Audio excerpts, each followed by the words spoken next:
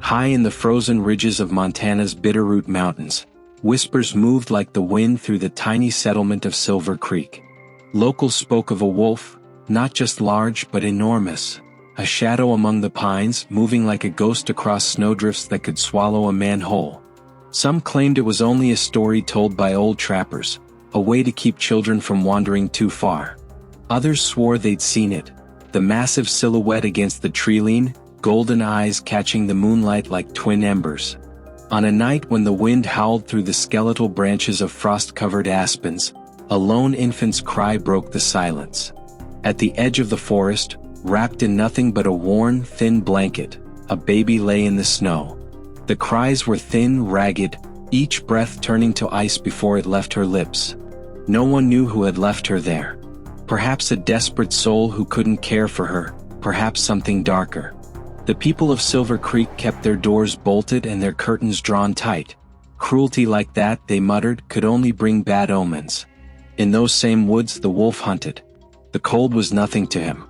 His paws crunched in the snow, leaving prints larger than a man's fist. His nose caught scents miles away, but tonight something else drew him.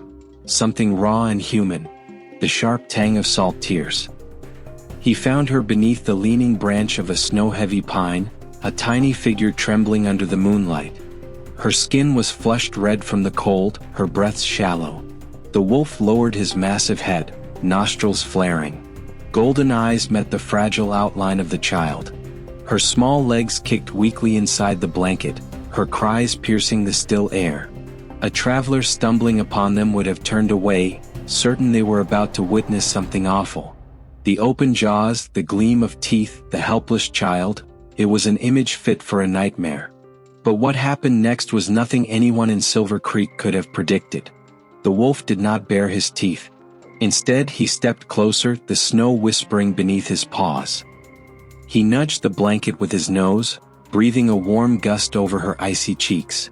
The baby's cries softened into a fragile whimper, as though she somehow recognized gentleness when she felt it. He stood over her for a long moment, ears pricked to the night, before curling his enormous body around her. His thick, winter coat draped over her like a living quilt. Heat radiated from him, driving the cold back inch by inch. Above them, the moon hung pale and full, its light spilling through the pines. There was no logic to this act, no reason for a predator to shelter human young. But the forest had its own rules, older than man's, written in instinct and blood. And somewhere in the wolf's vast, untamed heart, something ancient stirred, a protective force that recognized fragility and refused to leave it to die. The snow fell heavier, muffling the sounds of the night. Anyone passing nearby might have seen only a great shadow beneath the tree, unmoving, guarding something small and precious from the merciless wind. By dawn, their tracks would be the only sign they had been there, and the legend of the wolf would grow sharper teeth. The wolf carried the child through the timberline, moving with the tireless gait of a creature built for distance. Snow hissed under his paws, powder spraying in small bursts as he weaved between boulders and fir trunks.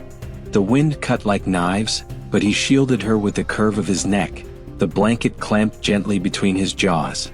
He traveled deep, far beyond the places men dared to trap or hunt, to a hollow he had claimed seasons ago.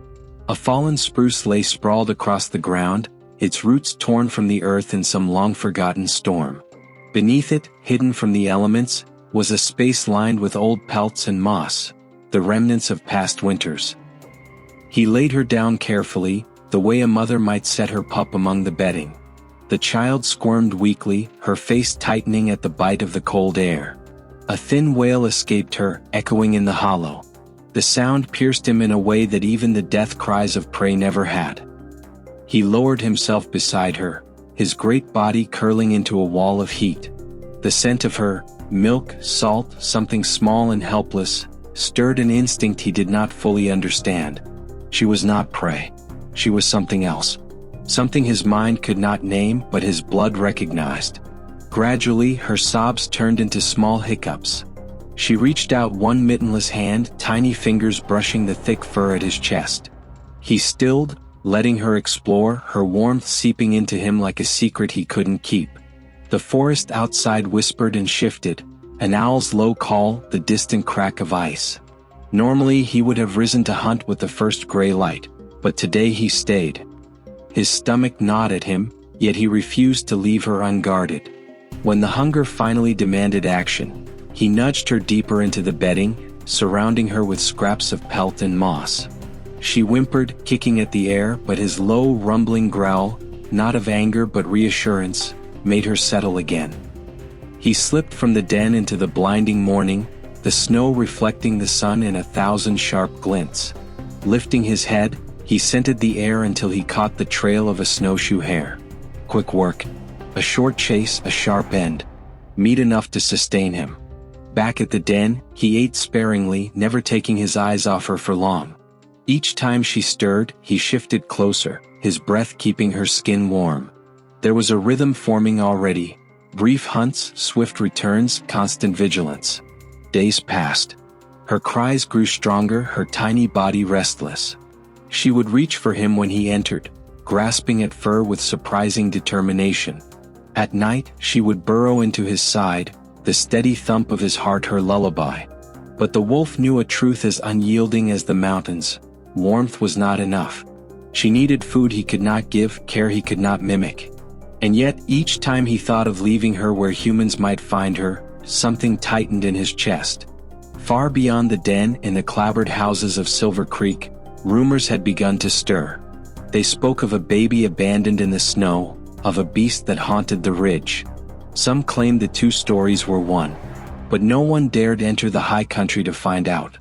And so the wolf stayed in his hidden hollow, guarding what the world had thrown away, a secret wrapped in fur and frost, bound to him now by something deeper than chance.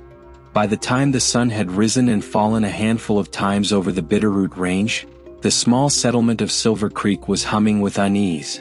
In the single-room tavern that doubled as a meeting hall, talk circled like vultures over a carcass. "Tracks bigger than any wolf I've ever seen," muttered Hank Furlow, a weathered trapper with a permanent squint. "Saw him up past Pine Hollow. Fresh. And alongside him, little marks. Small. Like a baby's hand." The room went quiet for a beat, the crackle of the wood stove filling the gap. "That's just whiskey talk," scoffed another man, though his voice lacked conviction. "Ain't no baby up there in this weather. Not alive anyway." Behind the bar, Agnes Miller, mid-40s, sharp eyes, the kind of woman who noticed everything, was listening without joining in. She'd heard the rumors too. That some newborn had been abandoned near the treeline. That no one had claimed to see who left it. And that, a night later, the crying stopped. Some believed the silence meant the baby had died. Others whispered of the wolf. Outside, the cold bit hard, numbing fingers in seconds. Snow squeaked under boots as folks crossed the main street, hurrying from the general store to their cabins. A low sky pressed down, heavy with more snow to come.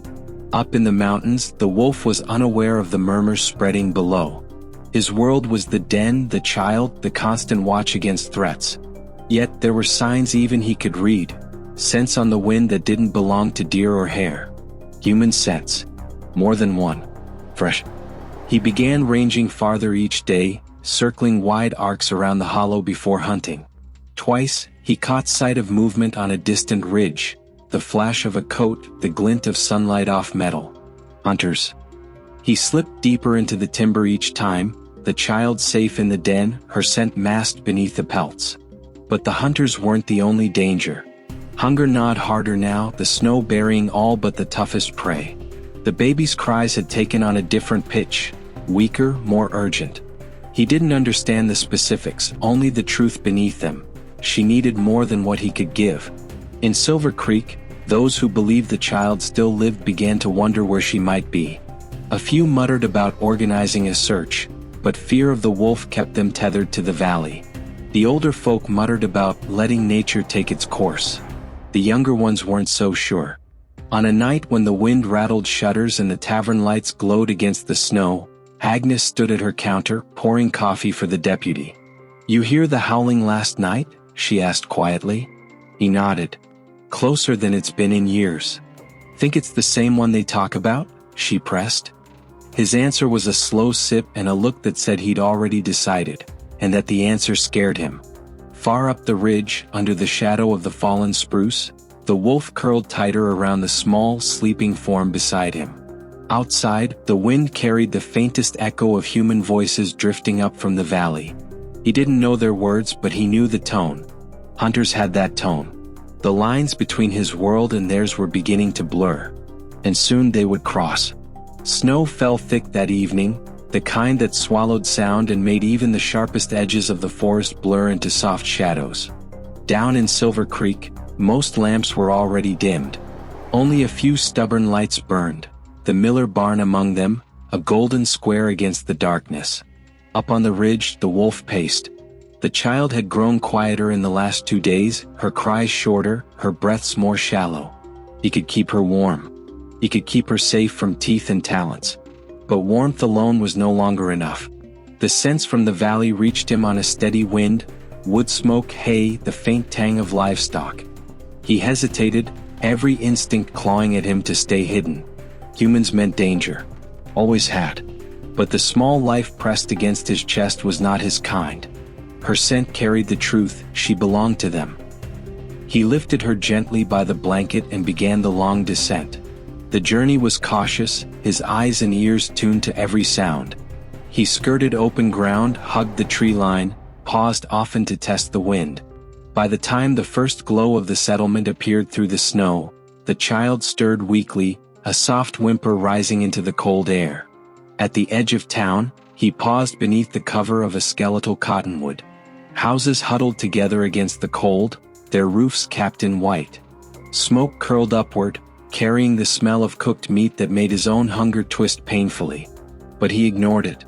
He was here for one reason. A barn door stood ajar across a stretch of open yard. Light spilled out, flickering over the shape of hay bales stacked against the far wall. Voices drifted from within, a man's low tone, a woman's softer, warmer one. No alarm, no weapons in hand. He crossed the yard in silence, paused, making no more sound than the snow settling on the ground. Inside, Emily and Jack Miller were stacking feed for the horses when they heard it, the faintest creak of the door, and over it, a sound neither of them expected, a baby's cry. Jack straightened, a pitchfork in hand before his mind caught up with his body. Emily froze, hay slipping from her arms. The cry came again, sharper this time. And then they saw him. A massive wolf filled the doorway, snow clinging to the thick black fur along his shoulders. Golden eyes fixed on them, unblinking. In his jaws, cradled in a worn blanket, was a baby. For a heartbeat, no one moved. Then the wolf stepped forward, slow, deliberate, and set the bundle down on a pile of hay. He backed away, lowering his head, ears flat, a gesture neither hostile nor fearful, but yielding. Emily's breath caught. She dropped to her knees beside the child, fingers trembling as she peeled back the blanket. The baby's skin was flushed, but not frostbitten. Her eyes fluttered open, unfocused. She was alive. Jack's grip on the pitchfork faltered. "Emily." "She's freezing," Emily whispered, gathering the child into her arms. The warmth of that small body seeped into her chest, and with it came a flood of disbelief. She looked up at the wolf, who stood motionless, his breath fogging in the cold light.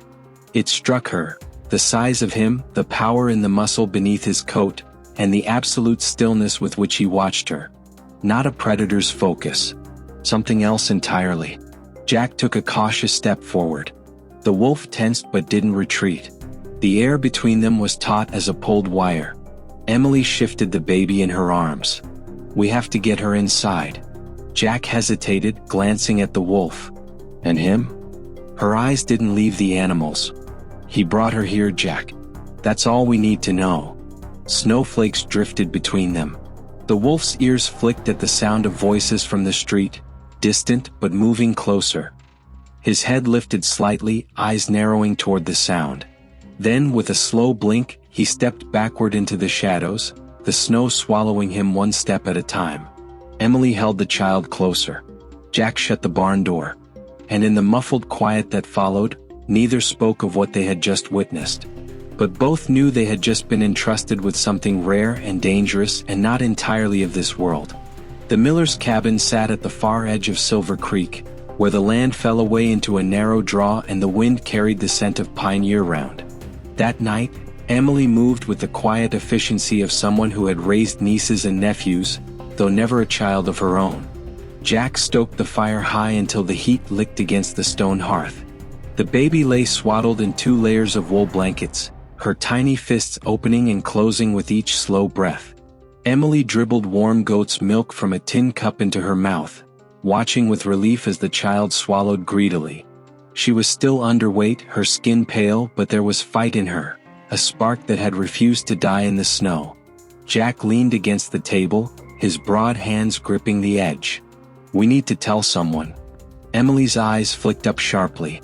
"Tell them what? That a wolf carried her down from the ridge and left her in our barn? You know what they'll say.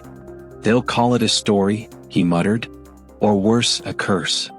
Her voice softened, but the steel stayed beneath it. "Then we keep it between us. For now." Outside the snow had stopped. The night pressed close, heavy with silence. But somewhere beyond the treeline, a pair of golden eyes caught the faint glow spilling from the cabin windows.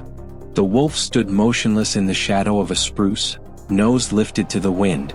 The scents drifting from the house were all there. The faint musk of goats, the smoke from burning lodgepole pine, the unfamiliar sweetness of dried apple stored in jars, and the baby. Her scent was warmer now, layered with human milk and cloth and hearth smoke. She was safe. Federal breathing evenly. He stayed there until the cold began to seep even through his thick coat. Each instinct told him to retreat back to the ridges, to the safety of the high timber, but the pull was strong. He circled the cabin once, silent, his tracks weaving between the bare aspens before vanishing into the darker forest. Inside, Emily sat in the rocking chair, the baby cradled against her chest. Jack lingered by the door, peering out into the night as though expecting a shadow to move between the trees. "I don't know why he brought her to us," Jack said finally. Emily looked down at the sleeping child, brushing a fingertip over the soft curve of her cheek. Maybe because no one else would have kept her alive. They both knew Silver Creek's history with wolves. Livestock lost in hard winters. Trappers' tales of massive tracks. Fireside stories about the black ghost of the ridge, told with a shiver and a half-smile. And more than once, rifles raised in fear rather than necessity. If anyone learned the truth, that this wolf had spared the child, delivered her, it could ignite something they couldn't control. The next morning, Jack carried a bucket to the well, the sky pale and brittle with cold. He caught sight of tracks in the fresh snow, large, deliberate, circling the cabin.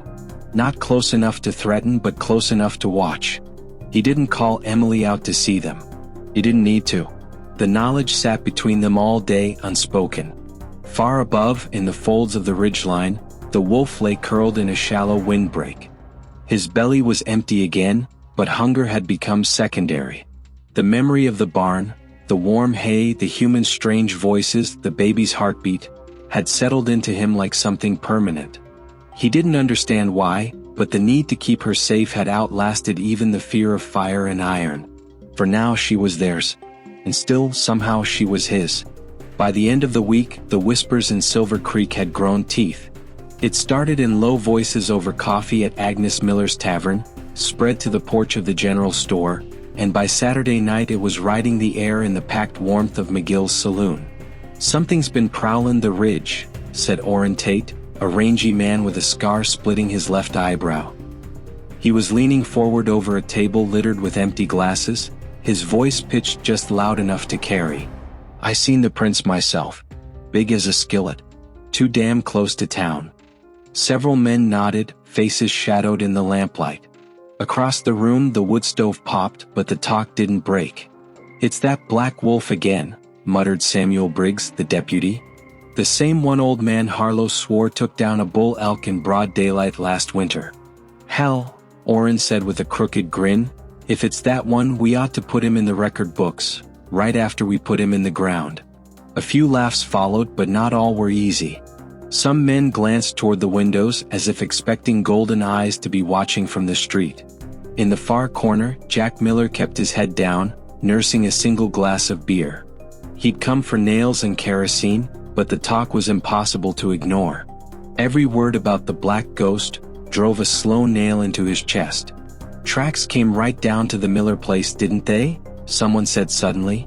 Jack's head snapped up. The man speaking was Luke Drummond, a trapper with a reputation for exaggeration. His eyes were sharp now, fixed on Jack. "That true?" Jack forced a shrug. "Snow's deep. Tracks wander. Could have been any dog." A murmur rippled through the table, but Orrin leaned back, stretching his boots toward the fire. "Well, whatever it is, I aim to find it. Me, Briggs, and Caleb are heading out come sunrise. Setting snares up along Pine Hollow. See if the old legend bleeds like the rest." The room filled with approving mutters. Jack's jaw clenched. If they found the wolf, there'd be no talking them out of killing him. When he left the saloon, the cold night hit like a wall. His breath fogged in the still air. Across town, the miller's cabin glowed faintly, a single oil lamp in the front window. Emily would be inside with the baby, rocking her near the fire. But somewhere beyond that, in the darkness past the last fence post, Jack imagined the wolf, watching, maybe listening. And he wondered if the animal had any sense of the danger closing in. Miles away, high in the timberline, the wolf caught the faintest echo of voices carried up the slope. The words were meaningless, but the tone was not. He knew the edge in those sounds, the same timbre as a cougar's growl before it struck. It was the language of threat. The air tonight was different too. Not the calm, open scent of snow, but the sharper tang of metal oil and human sweat. He rose from his resting place and padded toward a high outcropping, peering down at the valley. Lights flickered below like trapped fireflies. The baby's scent was faint on the wind, but it steadied him. He did not know how soon the lines between his world and theirs would close, only that they would. And when they did, it would not be with gentle hands. The next morning, frost clung to the cabin windows like lace. Emily was boiling water for coffee when Jack came in from the barn, snow dusting his coat and hat. His face told her everything before he spoke. "They're going after him," he said, hanging the coat on its peg. "Orrin, Tate, Briggs, and Caleb. Leaving before sunup tomorrow. Pine Hollow." Emily froze, ladle in hand. "The wolf?" Jack nodded. "They got rifles, snares. They're not coming back without blood." She set the ladle down with a soft clink, her stomach nodding. In her mind, she saw the wolf in the barn that night, the way he'd set the baby down in the hay, the way he'd stood there, still and watchful, until he was sure she was safe. That memory sat heavy in her chest. "We have to do something," she said. Jack rubbed the back of his neck. "And what do you suggest? Walk up to him in the open? You know he doesn't come close unless he chooses." Emily glanced toward the cradle near the fire. The baby, they'd begun calling her Grace, was sleeping, her tiny breaths visible in the cool air before the stove kicked up again. Emily crossed to her, adjusting the blanket, her fingers trembling. "We can't just let them kill him. He saved her life." Jack hesitated, then exhaled hard. "All right. But we're not charging into the hollow. If we're going to try, we keep to the edges. No rifles, no noise. Just enough to make sure he knows."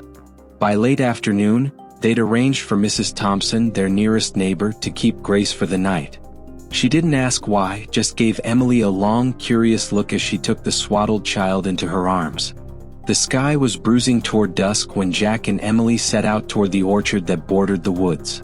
Snow creaked underfoot, the air sharp enough to sting their lungs. Emily carried a small bundle of fresh meat wrapped in burlap. Jack had nothing but a lantern, its light cupped low against the wind. They stopped near a leaning pine, its trunk twisted from decades of storms. Emily set the bundle down at its base, then stepped back, scanning the tree line.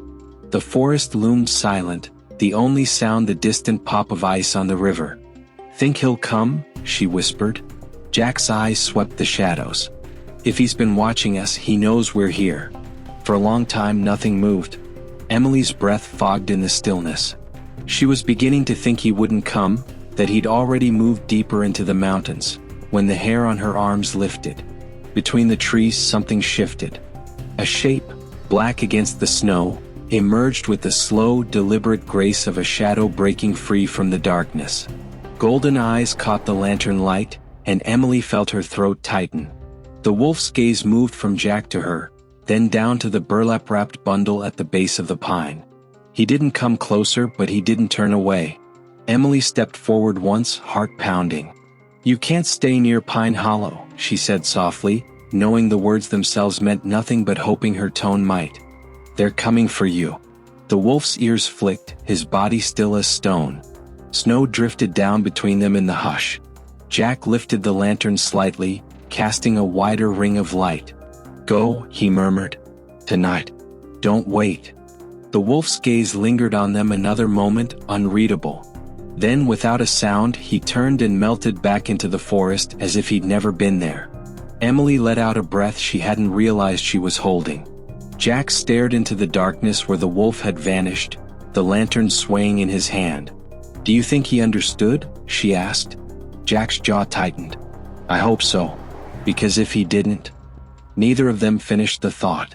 Dawn broke pale and brittle, the sky a sheet of cold steel over the Bitterroot Range. The snow that had fallen overnight lay in a perfect, untouched crust, except where 3 sets of boot tracks cut a hard line toward the mountains. Orrin Tate led the way, his breath steaming from under his fur-lined cap. Behind him, Briggs and Caleb trudged in silence, rifles slung and eyes scanning the timber ahead. They moved with the practiced rhythm of men who tracked big game before. Slow, deliberate, always listening. They weren't after elk or bear today. They wanted the black wolf. Up on a narrow ridge above Pine Hollow, the wolf was already moving. He'd caught their scent an hour earlier, the sharp tang of metal oil and human sweat cutting through the clean frost of morning. He paced, ears twitching, nose tilting to the wind. There were 3 of them closing in from the south. Their footfalls were heavy, unhidden. This was not a passing wander, it was pursuit. In the valley below, Jack and Emily pushed through knee-deep drifts, their breath coming in hard bursts. Jack carried only a hunting knife and the lantern, now dark. Emily kept one gloved hand on the strap of her satchel, which held nothing more than a wool blanket and the stubborn hope they could somehow intercept the wolf before the rifles did. They knew the hunter's route, Pine Hollow's main game trail, cutting between 2 ridges before veering toward the high timber. If they could get ahead, maybe they could turn the wolf back toward the deep north slopes where no one from Silver Creek dared to go. Branches snapped somewhere up the ridge, a sound Emily recognized now, not from any book but from nights spent listening to the wolf move around the cabin's edge. Heavy. Sure-footed. Closer than she expected. "Jack," she started, but the rest caught in her throat. Through the frost-laden aspens she saw him. Massive, black as midnight against the snow, his coat dusted white where flakes had caught and clung. His golden eyes flicked toward them, alert but not panicked. And then he froze, nostrils flaring toward the sound behind them. Voices. Low, sharp, carried on the wind, and then the metallic click of a rifle bolt sliding into place. "They're close," Jack said, his voice tight. "We've got seconds." Emily took a step forward, lifting her hands, palms open. "You need to go," she whispered, the urgency in her voice raw. "Now." The wolf shifted his weight, ears flattening. The air between them seemed to crackle. For a heartbeat, Emily thought he might bolt, but then the hunters' voices broke closer, Orrin barking a short command, and the moment shattered. The wolf spun, snow spraying from under his paws, and bounded up the slope in long, powerful strides. Emily and Jack scrambled after him, breaking through crusted drifts, just in time to see the dark shapes of Orrin, Briggs, and Caleb crest the rise opposite. "There!" Orrin's shout split the cold. The crack of a rifle followed, the shot echoing hard off the ridges. Snow burst from a log where the bullet struck, a foot wide of the wolf's flank. He didn't flinch, just veered sharply downslope, disappearing into a maze of spruce. "Cut him off!" Orrin barked, and the 3 hunters lunged forward. Emily's pulse hammered in her ears. "We can't let them get him," she said, already pushing toward the tree line. Jack grabbed her arm, steadying her as they slid down a short embankment. The forest swallowed them in an instant. It was darker here, the snow thinner under the shelter of thick boughs. They could still hear the hunters crashing through the underbrush, voices jagged with adrenaline. Somewhere ahead, the wolf moved like water, silent, fluid, impossible to track except for the faintest shift of shadow. Emily's foot caught on a root, sending her to one knee. Jack hauled her up without breaking stride. "If we can spook him north," he said between breaths, "he might lose them in the cliffs." The sound of pursuit closed in, the rhythmic crunch of boots closing the distance.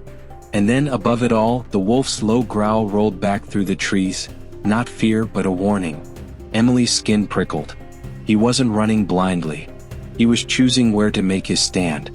The forest funneled into a narrow draw, its walls rising in steep, snow-caked banks. The wolf's tracks cut straight through the center, deep impressions from paws the size of a man's hand. Fresh, minutes old. Emily and Jack burst into the clearing just as the hunters closed in from the opposite side. Oren spotted the tracks and raised his rifle, scanning ahead. "He's boxed in," he said, his breath steaming. "End of the line."